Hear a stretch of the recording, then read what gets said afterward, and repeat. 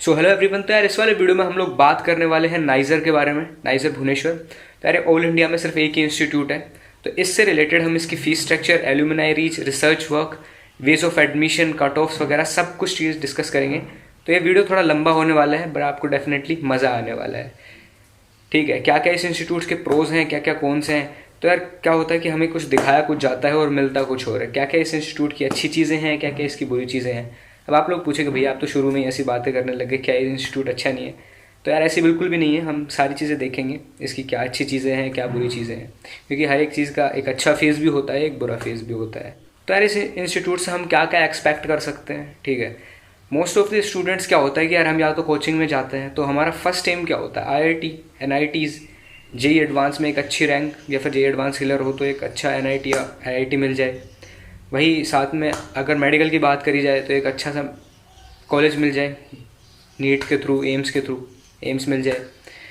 तो क्या वो सही है वो एक्सपेक्ट करना जो आप आईआईटी से एक्सपेक्ट कर रहे हो, वही आप नाइजर और आइजर से एक्सपेक्ट कर रहे हो। तो यार ऐसा बिल्कुल भी नहीं है। वो काफ़ी मैच्योर इंस्टीट्यूट्स हैं। ठीक है, उनके पास कई सालों का एक्सपीरियंस है। ये थोड़े नए इंस्टीट्यूट्स हैं, तो इनके अकॉर्डिंग क्या ये प्रोवाइड करवा रहे हैं, क्या वो वर्थ इट है।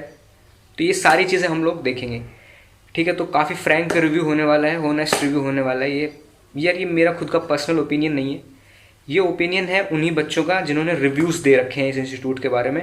मैंने कई जगह से रिसर्च करी है और ये सारे रिव्यूज़ मैंने तुम्हारे सामने कंसोलिडेट करके रखे हैं इस वीडियो में। ठीक है, तो चलो यार हम वीडियो शुरू करते हैं।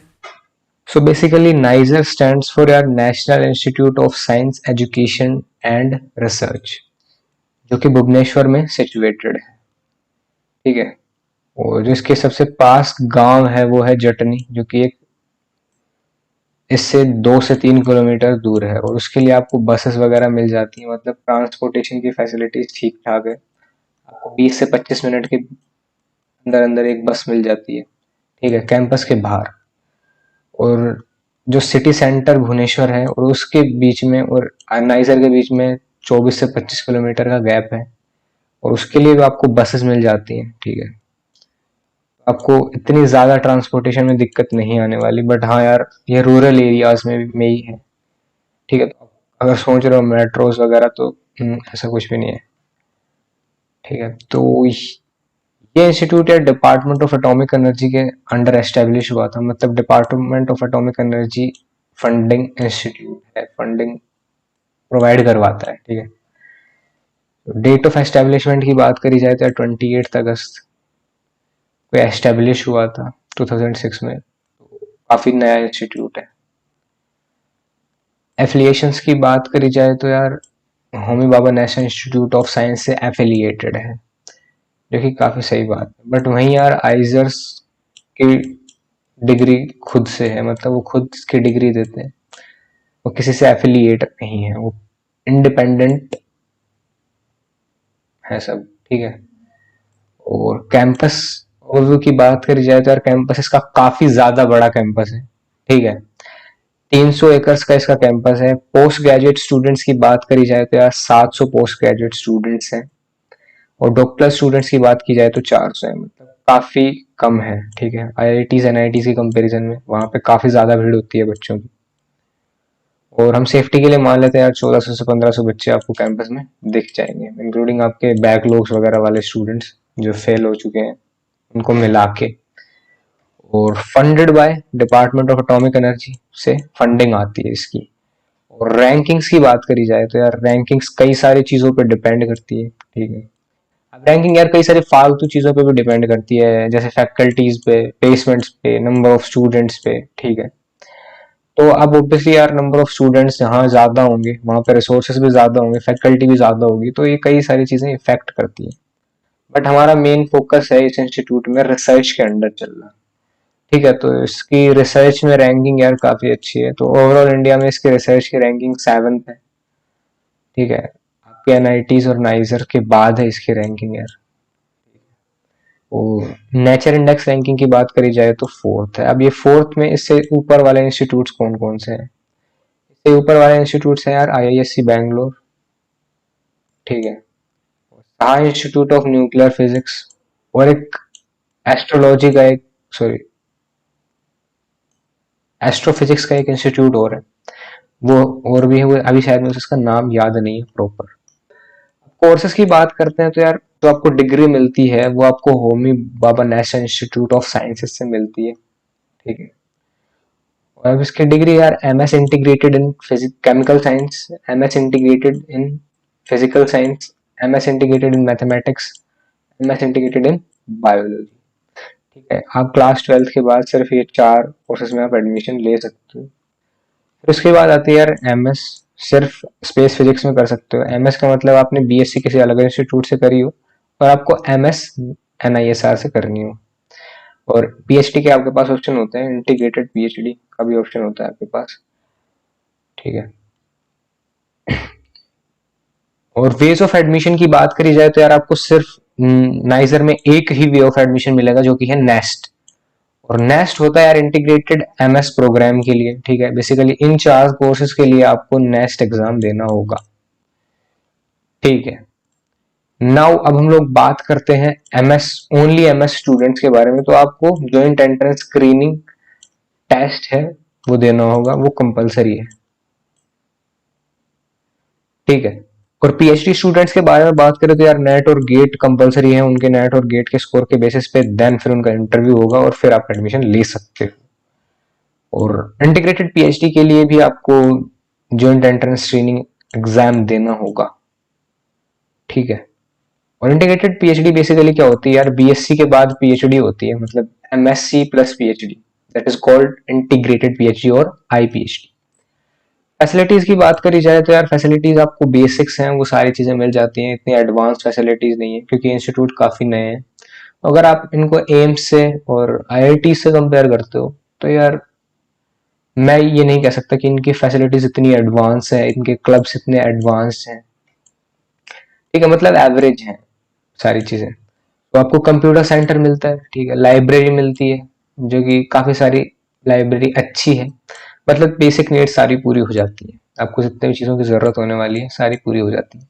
फुल्ली फंक्शनिंग लैब्स, अब देखो यार एक नॉर्मल इंस्टीट्यूट्स में और नाइजर और आइजर्स में सिर्फ डिफरेंस है तो सिर्फ इन चीज़ों का। फुल्ली फंक्शनिंग लैब्स, तो लैब्स काफ़ी अच्छी मिलती है आपको, ठीक है। टीचर्स मेंटर्स आपको काफ़ी अच्छे मिलते हैं। और कैंटीन्स की बात करी जाए तो यार कैंटीन्स भी आपको मिलती है, हर एक हॉस्टल वाइज होते हैं या फिर एग्जैक्ट मुझे नंबर याद नहीं है, ठीक है। और ऑडिटोरियम भी होता है, ठीक है, जो कि बेसिकली हर एक इंस्टीट्यूट में होता है। स्पोर्ट्स ग्राउंड की बात करें तो आपको पास बेसिक जितने भी स्पोर्ट्स ग्राउंड है सब मिलते हैं। और मेडिटेशन डोम की बात करें तो यार एक मेडिटेशन डोम है, ठीक है, नाइजर में, जहाँ पे जाके आप मेडिटेट कर सकते हो। क्लब्स फॉर डिफरेंट एक्टिविटीज, जैसे एक रोबोटिक्स है, एक कंप्यूटर साइंस का भी है, ऐसे कई सारे क्लब्स हैं। और भी कई सारे क्लब्स हैं, ड्रामा सोसाइटी वगैरह कई सारी सोसाइटीज होती हैं जो कुछ टाइम के लिए फंक्शनिंग रहती है, बट पूरे साल फंक्शनिंग नहीं रहती है, ठीक है। इतनी अच्छी फैसिलिटीज नहीं है यार, इतने अच्छे क्लब्स नहीं है जितने प्रॉपर तरीके से IITs NITs में मैनेज होते हैं। उनको यार बेसिकली 0 से इनफाइनाइट तक क्लब्स होते हैं, बहुत सारे क्लब्स होते हैं उनके पास, और वो बहुत ही वेल फंक्शन क्लब होते हैं, ठीक है।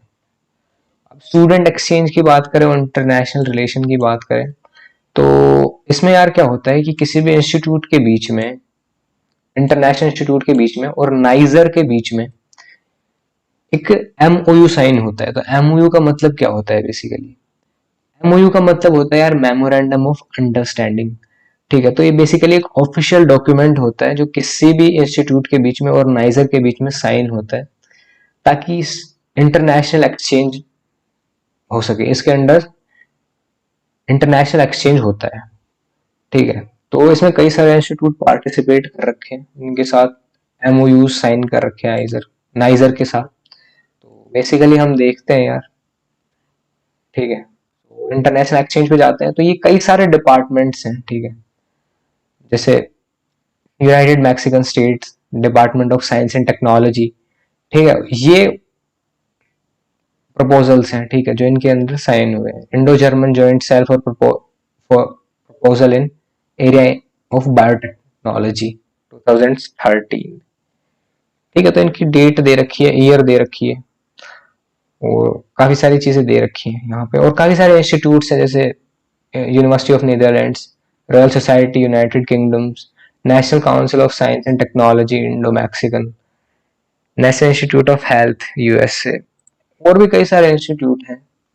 ठीक है, अगर तुम इनके बारे में ज़्यादा डिटेल में जानना है तो इसके साइट पे तुम जाके पढ़ सकते हो। बेसिकली हमें इतनी चीज़ें जाननी होती हैं कि वह इंटरनेशनल एक्सचेंज में हाँ ठीक ठाक सी है। देखो, स्टेट्स ऑफ क्वींसलैंड ऑस्ट्रेलिया, जिसका कई बार ऐड भी आता रहता है, national science council of Taiwan, और भी कई सारे हैं। डिपार्टमेंट ऑफ साइंस टेक्नोलॉजी के अंदर डिपार्टमेंट ऑफ बायोटेक्नोलॉजी। ठीक है, ओके, तो हम वापस चलते हैं।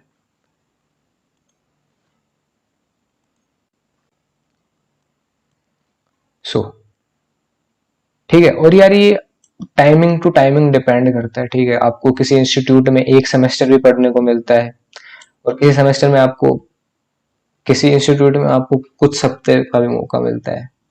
अब ये कई बार फंडेड भी होते हैं, कई बार आपको इनको खुद का चार्जेस भी देना होता है। ठीक है, कई बार आपको इंडिया से फंडिंग मिलती है किसी इंस्टीट्यूट से, कई बार बाहर की जो इंटरनेशनल स्टाइल्स होती है उनसे। ठीक है,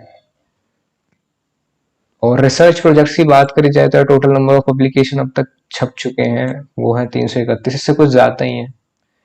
ठीक है, अगर तुम इनके बारे में ज्यादा जानना चाहते हो तो यार वेबसाइट पे इसका सारा कुछ लिंक मिल जाएगा। वैसे तुम्हारे ये कुछ काम की चीज है नहीं, तुम्हारे सिर्फ काम की चीज ये है, ये बेसिकली भी ज्यादातर पीएचडी वालों का काम आती है, तो हम इसको इग्नोर करते हैं, लेकिन ये काफी इंपॉर्टेंट चीज है एक रिसर्च इंस्टीट्यूट के लिए। ठीक है, तो रिसर्च इंस्टीट्यूट में बेसिकली यार बीएस एमएस या फिर एमएस वाले स्टूडेंट्स इतना रोल प्ले नहीं करते जितना रोल उसके पीएचडी स्टूडेंट्स प्ले करते हैं रिसर्च में, क्योंकि यार पीएचडी में ज्यादा रिसर्च ओरिएंटेड वर्क होता है। प्लेसमेंट्स की बात करी जाए तो यार प्लेसमेंट सेल्स आइजर में नहीं है। ठीक है, क्योंकि यार इसका एम अलग है, आइजर्स का, नाइजर्स का एम है रिसर्च का। ठीक है, तो रिसर्च में प्लेसमेंट नहीं होती, और आईआईटीज एनआईटीज का एम है कि भाई उनको प्लेसमेंट प्रोवाइड कराएं, बच्चों को जितने ज्यादा से ज्यादा हो सके प्लेसमेंट प्रोवाइड करवाई जाए। तो अगर तुम रिसर्च में इंटरेस्टेड हो तो तुम्हें बेस्ट पॉसिबल रिसोर्सेज मिलेंगे नाइजर में। ठीक है, अच्छा एक्सपोजर मिलेगा, अच्छे मेंटर्स मिलेंगे, काफी वेल एक्सपीरियंस टीचर मिलेंगे। ठीक है, although you can apply for a private company, तुम किसी भी प्राइवेट कंपनीज के लिए अप्लाई कर सकते हो। जैसे तुमने एमएस कर लिया तो तुम किसी भी प्राइवेट कंपनीज के लिए अप्लाई कर सकते हो। तो यार मोस्ट ऑफ द स्टूडेंट मतलब कि जो बायोटेक से होते हैं, सॉरी बायोलॉजी से होते हैं या फिर केमिकल साइंस से होते हैं, तो वो किसी फार्मास्यूटिकल कंपनीज में या फिर किसी भी ऐसी कंपनीज में उन्हें जॉब मिल जाती है, और generally R and D department में जॉब मिल जाती है उनको, और काफी डिसेंट सैलरी पैकेज होता है। ठीक है, अब एल्यूमिनाई रीच की बात करते हैं यार। देखो, सो अब यार ये इंस्टीट्यूट इतने पुराने पुराने तो नहीं है। ठीक है, तो कई बार क्या होता है कि किसी इंस्टीट्यूट में इतने ज्यादा बच्चे ग्रेजुएट नहीं होते, तो उसका एल्यूमिनाई रीच इतना स्ट्रांग नहीं होता। ठीक है, इतना ज्यादा बड़ा नहीं होता, लेकिन इसका जो थोड़ा सा जो एल्यूमिनाई रीच है वो काफी ज्यादा अच्छी है। ठीक है, तो एल्यूमिनाई रीच से क्या फायदा होता है यार।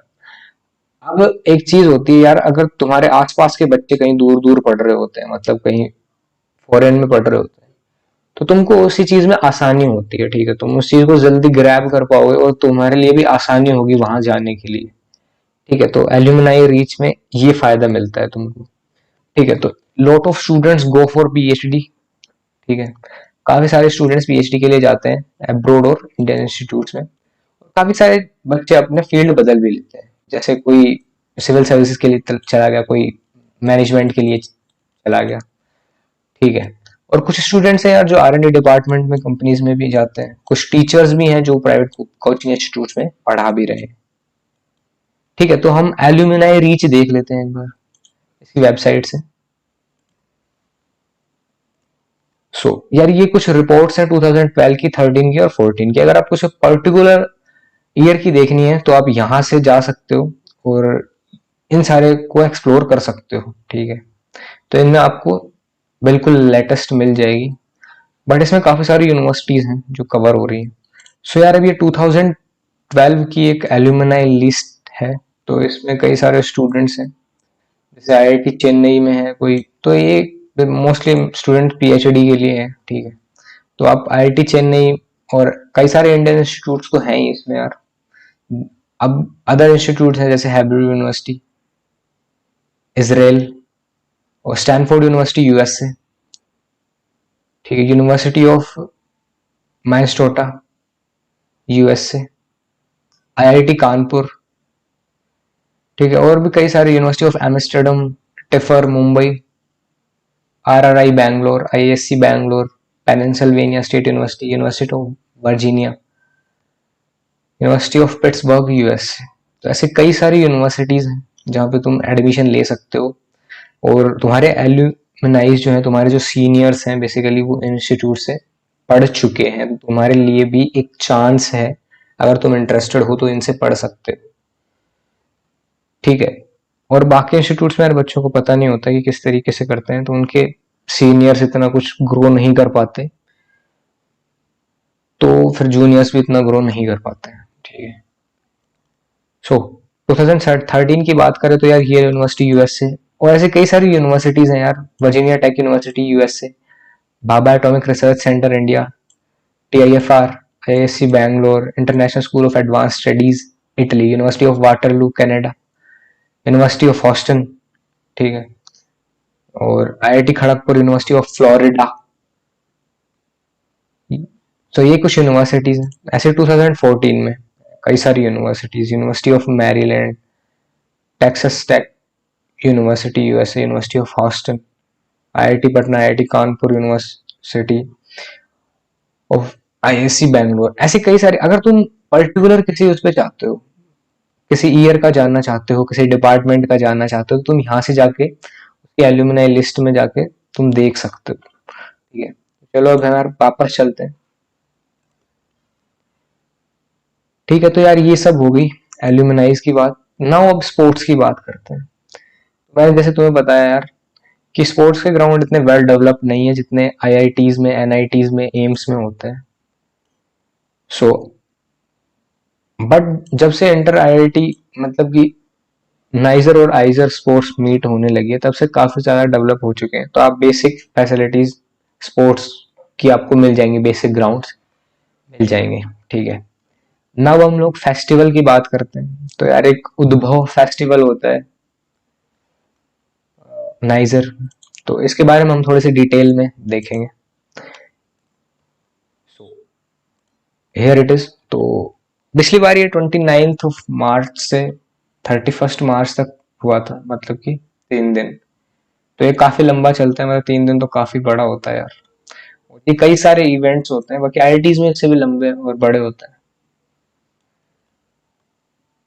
तो अब देखो यार, ये इंस्टीट्यूट्स इतने मैच्योर इंस्टीट्यूट्स नहीं है, ठीक है। इसके पास इतने सारे बच्चे नहीं है, क्राउड नहीं है। अगर ज्यादा क्राउड होती है, ज्यादा अच्छे स्पॉन्सर्स आते हैं, ज्यादा आपके पास फंड रहता है, ठीक है, और ज्यादा आपको फंडिंग मिलती है। जितने ज्यादा स्टूडेंट होते हैं उतनी ज्यादा किसी इंस्टीट्यूट को फंडिंग भी मिलती है। तो इसको इतनी फंडिंग नहीं मिलती है इन चीजों के लिए, लेकिन इसमें काफी सारे टूर, काफी सारे इवेंट्स होते हैं, जैसे ग्रोव्स अकॉस्टिक, रंगरेज, प्रिकॉशर, blues rap battle, Monoraga theatre, Abhivyakti, जिज्ञासा, विगामी, साइंस क्वेस्ट, लेक्सिकॉन, ब्लिट्ज, ऐसे कई सारे हैं, ठीक है। तुम अकॉर्डिंग टू योर इंटरेस्ट तुम इनमें पार्टिसिपेट कर सकते हो। बट अगर तुम ये सोच रहे हो कि भाई इसमें बहुत ही जबरदस्त फेस्ट होता होगा, तुम गलत सोच रहे हो, ठीक है। ऐसा नहीं सोचना चाहिए। नव हम लोग बात करते हैं यार हॉस्टल और मैस फैसिलिटीज के बारे में। काफी देर हो गई यार बोलते हैं। तो 1,000 रुपये आपको पर सेमेस्टर फीस पे करनी होती है, ठीक है, इससे ज्यादा नहीं होती। और रूम्स वेल मेंटेन्ड है। एक चीज यार, अब इसकी बिल्डिंग काफी नई है, तो आपको रूम्स काफी अच्छे मिल जाएंगे, ठीक है। मेरे पास एक रूम की पिक्चर पड़ी है, तो मैं तुम्हें दिखा सकता हूँ वो। Here it is. कहाँ गई वो? सो यार ये बेसिकली एक रूम की पिक्चर है। तो आपको बेसिक सारा फर्नीचर मिलता है, आपको एक बेड मिलता है, ठीक है, और एक टेबल मिलती है, एक चेयर मिलती है। और रूम भी काफी सही है यार, 2 खिड़कियां मिलती है आपको, और आपको इधर इस साइड अलमीरा मिलती है और बीच में गेट होता है, ठीक है, आपको एक लोकल एरिया नेटवर्क पोर्ट मिलता है फॉर इंटरनेट।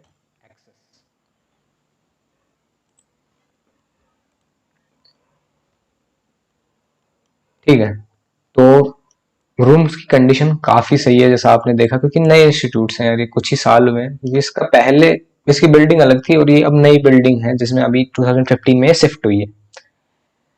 ठीक है, तो फर्स्ट थर्ड ईयर मतलब थर्ड ईयर तक आपको रूम शेयर करना पड़ेगा दूसरे किसी के साथ, और थर्ड ईयर के बाद आपको एक अपना सिंगल रूम मिल जाएगा, और टीवी रूम भी आपको मिलता है। ये तो मिले ना मिले यार बराबर है। ठीक है, मैस चार्जेस की बात करें जाए तो यार मैस चार्जेस का इसमें बहुत अच्छा सिस्टम है। आपको पर प्लेट चार्ज देना होगा, मतलब जिस दिन आप खाओगे उसी दिन के आपके पैसे लगेंगे। आप जिस दिन नहीं खाओगे उस दिन आपको पैसे नहीं लगेंगे। अब हॉस्टल में क्या होता है, जनरली सुबह नहीं उठ पाते तो ब्रेकफास्ट मिस हो जाता है, तो उसकी भी कॉस्ट लगती है। बस इसमें अच्छा काम है कि आपकी वो कॉस्ट बच जाएगी। ठीक है, तो अप्रोक्सीमेटली 4 से 5 हजार रुपए मैक्सिमम आपकी लग जाएगी। ठीक है, अगर आप हर एक मील लेते हो, लंच डिनर ब्रेकफास्ट और स्नैक्स का जो भी होता होगा। फूड क्वालिटी इज गुड, मतलब कि फूड क्वालिटी काफी सही है। ठीक है, मतलब बहुत सही है, काफी अच्छा खाना मिलता है। और कैंटीन्स भी आपको वहां मिल जाती है। ठीक है, कैंटीन्स अप्रोक्सीमेटली 3 है, मेरे को एग्जैक्ट नंबर याद नहीं है, बट कैंटीन्स की फैसिलिटीज काफी ठीक है, मतलब काफी सही कैंटीन्स होती है, सही प्राइस में आपको ठीक ठाक खाना। इनकी शायद कुछ टाइमिंग होती है कैंटीन्स की, या फिर 24 आवर ओपन होती है, मेरे को उसके बारे में कुछ ज्यादा पता नहीं। ठीक है, तो you will also get a shopping complex. तो आपको एक शॉपिंग कॉम्प्लेक्स भी मिलता है जहाँ आप बेसिक नीड्स पा सकते हो, जैसे डिटर्जेंट वगैरह। ठीक है, और ग्रोसरीज वगैरह। अब तुम सोच रहे हो कि इतना बड़ा शोरूम नहीं होगा वहां पे कि तुम्हें एडिडास और उसके शोरूम मिल जाएंगे, क्योंकि कॉम्प्लेक्स लिख रखा है ना, इस वजह से। Niger campus is 2-3 kilometre from the market.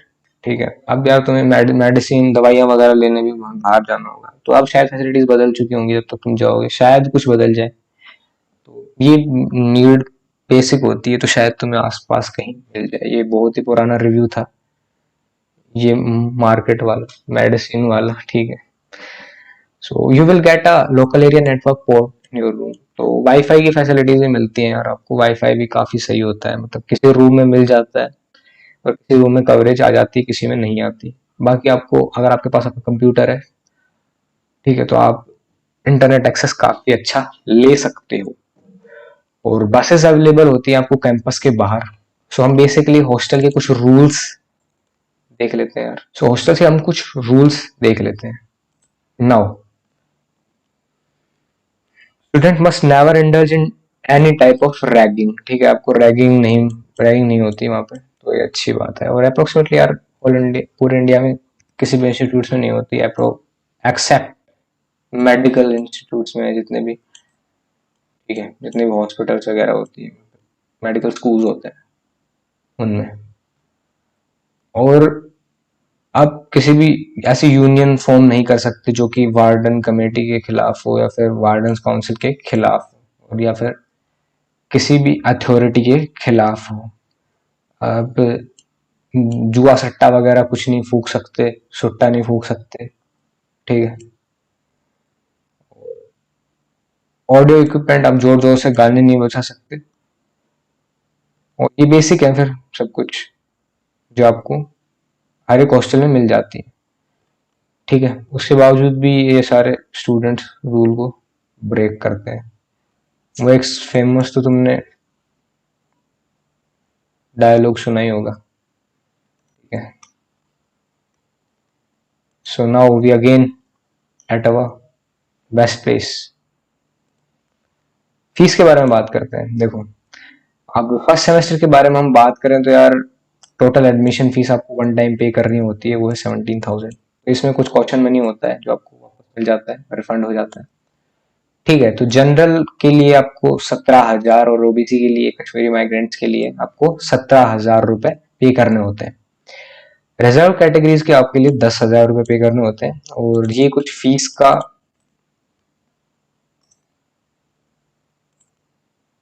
ठीक है, तो ये बेसिकली फीस की एक और रिसिप्ट है जो आपको फर्स्ट सेमेस्टर के बारे में बताती है। तो इसमें टोटल सम करके कितना आता है, देखो अप्रोक्सीमेटली 18,000 आता है, ठीक है, जनरल और ओबीसी कैटेगरी के लिए।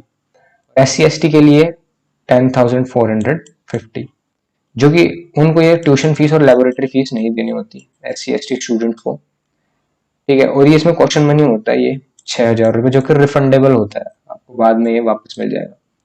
और यार अकॉर्डिंग टू सेमेस्टर्स आपकी फीस चेंज हो जाती है, ठीक है।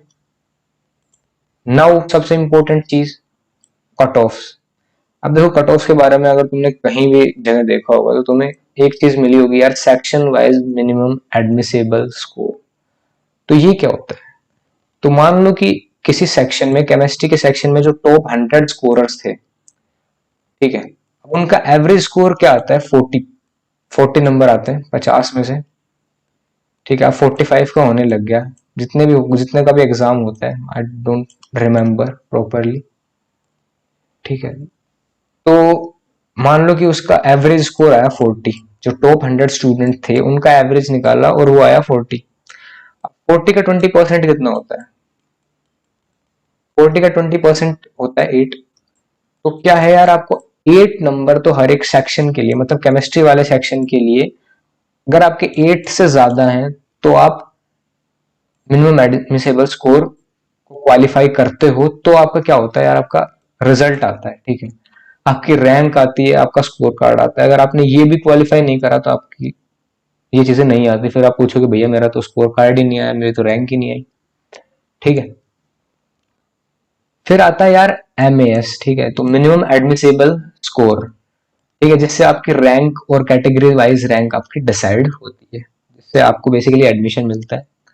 लेकिन अगर आप पूछोगे तो भैया कि हमने सारी section wise minimum admissible score achieve कर लिया और हमने मिनिमम एडमिसेबल स्कोर को क्लियर नहीं करा, तो क्या होगा, तो भी आपको एडमिशन नहीं मिलेगा, ठीक है।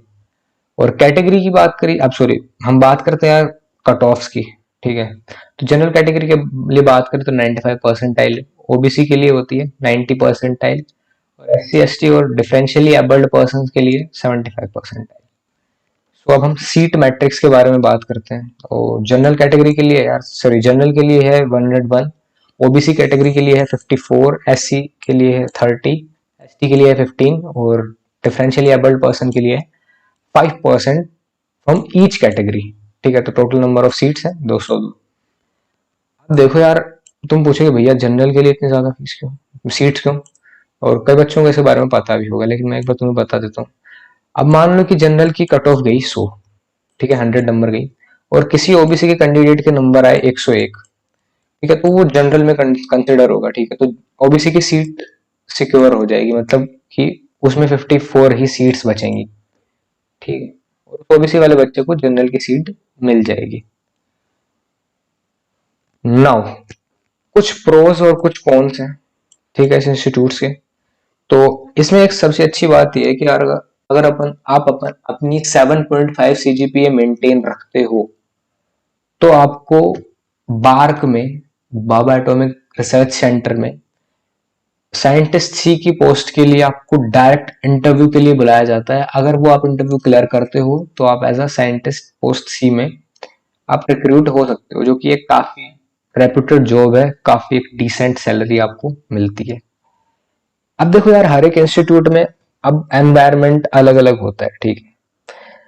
आपको एक इंस्टीट्यूट में कई सारे बच्चे मिलते हैं, ठीक है, किन्हीं का फील्ड कुछ और होता है, किन्हीं का इंटरेस्ट कुछ अलग होता है, कुछ बहुत बड़े गेमर्स होते हैं, कुछ किसी भी चीज का एडिक्शन होता है किसी को। तो वो आपके ऊपर डिपेंड करता है कि आप किस तरीके एनवायरनमेंट में रहते हो, ठीक है। तो यार अगर आपको वहां सारे दिन रिसर्च रिसर्च की बात करिए कराई जाएंगी तो आप रिसर्च के लिए ऑब्वियसली इंटरेस्टेड हो जाओगे, ठीक है। सो अब एल्यूमिनाई रीच की बात करें तो यार इतना बड़ा नहीं है, लेकिन ठीक है, जैसे कि मैंने आपको बताया, ठीक है। तो आप इंटरेक्ट कर सकते हो काफी सारे अच्छे टीचर्स के साथ, रिसर्चर्स के साथ, और अराउंड द वर्ल्ड, जैसे कि मैंने आपको स्टूडेंट एक्सचेंज प्रोग्राम में बताया, ठीक है। और काफी सारे यार सेमिनार्स भी होते हैं। जब आप स्टार्टिंग में जाते हो तो एवरी फ्राइडे आपके सेमिनार्स भी होते हैं, जो कि बाकी फिर डिसकंटिन्यू हो जाते हैं, ऐसा मुझे इसके कॉन्स में पता चला है। ये मैंने खुद ने नहीं बनाए, ठीक है, कभी तुम सोचो इन्होंने खुद ने डिसाइड कर लिया या फिर कोई रैंडम नाइजर का बच्चा देख रहा हो और फिर वो कमेंट बॉक्स में मुझे गालियां दे, कुछ फायदा नहीं है उसका। ठीक है। सो कैंपस यार ज्यादा ग्रीन नहीं है और रिसेंटली बिल्ड है, तो आपको एक नई इंफ्रास्ट्रक्चर वाली फीलिंग आएगी। ठीक है। स्पोर्ट्स ग्राउंड इतना वेल इक्विप्ड नहीं है, जैसे कि मैंने आपको बताया। अब हम लोग बात करते हैं यार कुछ कॉन्स की। ठीक है, तो इसका लिंक मैं तुम्हें दे रहा हूँ डिस्क्रिप्शन में। ठीक है, वहां से जाके तुम इसके कॉन्स पढ़ सकते हो। ठीक है, और कॉन्स जरूर पढ़ना। अब उसमें से कुछ ऐसी चीजें हैं जो लागू होती है एक्चुअल में, और कुछ ऐसी चीजें जो लागू नहीं होती। ठीक है, तो वो हम तुम्हें इस आंसर से पता लगेंगी। ठीक है। मैंने तुम्हें जो चीजें बताई हैं यार, वो मैंने तुम्हें इसकी अच्छी चीजें बताई हैं और कुछ खराब चीजें बताई हैं। बट जो इसकी मेन डीप में जो खराब चीजें हैं वो तुम्हें इस आंसर से पता लगेंगी। ठीक है, अभी आंसर एनोनिमस है, ठीक है, किसी भी बंदे का, लेकिन इसको अपवोट कर रखा है कई सारे बच्चों ने जो कि नाइजर से हैं। इसमें जो मैंने इन्फॉर्मेशन पढ़ी है वो काफी जेन्युइन है। ठीक है, क्योंकि वो फालतू में ऐसा कोई बच्चा नहीं दे सकता जिसको इतनी ज्यादा नॉलेज नहीं हो इस इंस्टीट्यूट के बारे में। तो आप यहाँ से जाके पढ़ सकते हो इस आंसर को। मैं ये नहीं पढ़ूंगा क्योंकि मुझे गालियां पड़ेंगी फालतू में। So that's it for today's guys. ठीक है, तो हमारी यार आइजर की सीरीज कंटिन्यू होने वाली है आगे, और मैं थोड़ा इंटरेस्टिंग वे में इनको को कवर करने की कोशिश करूंगा, तो माइट भी थोड़ा ज्यादा टाइम लग सकता है। ठीक है, तो एंजॉय करो यार और तैयारी करो यार। ठीक है, फिर मिलते हैं अगले वीडियो में। ठीक है, तब तक के लिए सतर्क रहे, सावधान रहे और देखते रहे मेरा channel. Bye bye, see you, have a good day.